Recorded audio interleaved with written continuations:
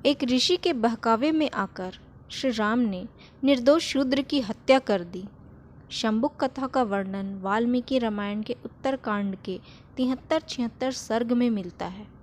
अयोध्या नगरी में एक दिन ब्राह्मण का इकलौता बेटा मर गया। ब्राह्मण ने लड़के के शव को लाकर राजद्वार पर रख दिया और विलाप करने लगा। मृत बालक के पिता का आरोप था कि उसके बेटे की अकाल मृत्यु राजा श्री राम के कारण हुई है। इस बात का पता जब श्री राम को लगा तब वो राजद्वार पर आए और बालक के पिता को भरोसा दिलाया कि आपके बेटे के दोषी को सज़ा ज़रूर मिलेगी। और इस अपराध के जांच के लिए श्री राम ने ऋषि मुनियों के साथ इस पर विचार किया।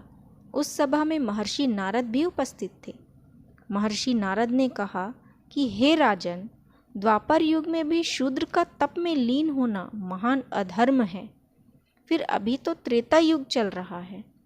इस युग में शूद्र के तप करने का तो प्रश्न ही नहीं उठता। निश्चय ही आपके राज्य की सीमा में कोई दीनभूति शूद्र तपस्या कर रहा है। उसी के कारण ब्राह्मण बालक की मृत्यु हुई है। इसलिए आप अपने राज्य में खोज कीजिए और जहाँ भी ऐसा दुष्ट कर्म होता दिखाई दे उसे रोकने का प्रयास कीजिए। यह सुनते ही रामचंद्र जी पुष्पक विमान पर सवार होकर अधर्मी शूद्र की खोज में निकल पड़े। बहुत खोजने के बाद दक्षिण दिशा में शैवल पर्वत के उत्तर भाग में एक सरोवर पर तपस्या करता एक तपस्वी दिखा, जो पेड़ से उल्टा लटक कर तपस्या कर रहा था।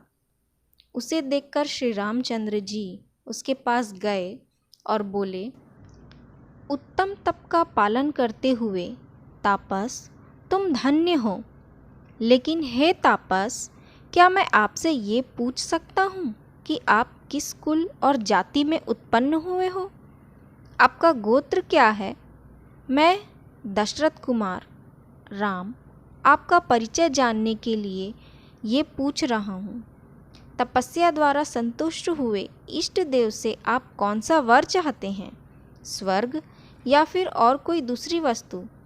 ऐसी कौन सी चीज़ है जिसे पाने के लिए आप ऐसी कठोर तपस्या कर रहे हैं जो दूसरों के लिए दुर्लभ है? तापस, जिस वस्तु के लिए आप तपस्या कर रहे हैं मैं उसे जानना चाहता हूँ। कलेश रहित काम करने वाले भगवान राम का यह वचन सुनकर नीचे मस्तक कर लटका हुआ तपस्वी बोला, हे श्री राम, मैं झूठ नहीं बोलूँगा। देवलोक को पाने की इच्छा से ही मैं ये तपस्या कर रहा हूँ। मुझे शूद्र जानिए, मेरा नाम शंबुक है। शूद्र का नाम सुनते ही श्री राम के साथ आए ऋषि क्रोधित हो उठे। उन्होंने श्री राम से कहा, राजन, महर्षि नारद सही कह रहे थे। इसी अधर्मी शूद्र के कारण उस ब्राह्मण बालक की अकाल मृत्यु हुई है। इसे दंड जरूर मिलना चाहिए। ऋषि के मुख से ये बातें सुनते ही श्री राम ने अपनी मयान से तलवार निकाली और शंबुक के सर को उसके धड़ से अलग कर दिया। इस प्रकार श्री राम ने ऋषि मुनियों की बातों में आकर एक निर्दोष शूद्र की हत्या कर दी। वीडियो को लाइक और चैनल को सब्सक्राइब करना बिल्कुल न भूलिए। जय श्री राम।